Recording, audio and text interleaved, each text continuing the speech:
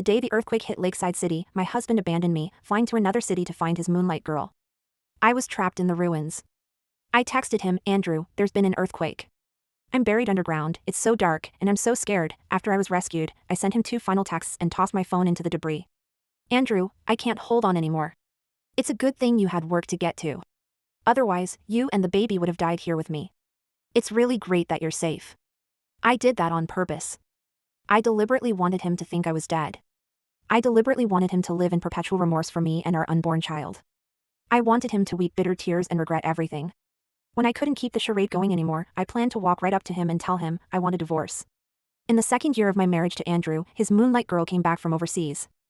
I went with him to the airport to pick her up. I watched, firsthand, as the slender girl with long black hair and a white dress tearfully flew into his arms, like a migratory bird returning to its nest. Andrew, I finally see you again. Andrew stiffened for a moment, then reached out and gently stroked her head. There. It's okay now. I stood right beside them, feeling like a redundant third wheel. After hesitating for a bit, I stepped forward and took Andrew's hand, forcing a smile. All right, since we've picked her up, let's go home. It was then she looked up, as if she was just seeing me, and pulled away from Andrew's embrace. She was smiling, yet her face held a hint of surprise and awkwardness. Andrew Gidge, older brother, you got married? Andrew answered softly. The 3 of us went home together in an awkward silence. Of course, maybe I was the only one who felt awkward. Lola is Andrew's moonlight girl, and also his stepsister, from a different father and mother. I always knew there was a moonlight girl in Andrew's heart, but I only learned all the details after we got married. Andrew's family background is somewhat complicated. He's an orphan. His birth parents died in a car crash when he was 9. Afterward, a friend of his father Lola S. father, seeing the young Andrew had no one to raise him, adopted him.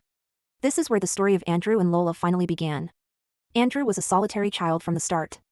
He was quiet, reserved, and his childhood experience gave him an air of being unapproachable. Lola, on the other hand, had a privileged, happy life. She was innocent and carefree, like a little sun that slowly warmed Andrew and brought him the warmth of a family.